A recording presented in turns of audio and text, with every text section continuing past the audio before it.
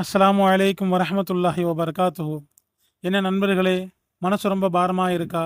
நாம் யாருக்காக எல்லாத்தையும் செஞ்சோமோ அவங்களே நம்மளை புரிஞ்சிக்காமல் விட்டுட்டு போயிட்டாங்களேன்னு கவலைப்படுறீங்களா?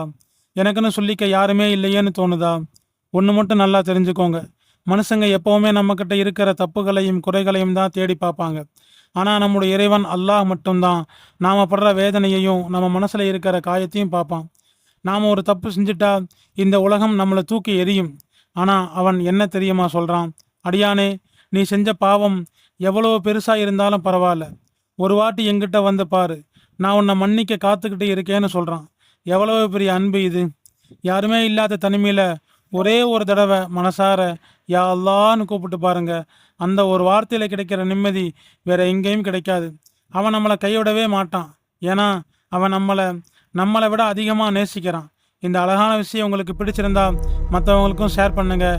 நம்முடைய சேனலை சப்ஸ்கிரைப் செய்து கொள்ளுங்கள். அஸ்ஸலாமு அலைக்கும் வரஹ்மத்துல்லாஹி வபரகாத்துஹு.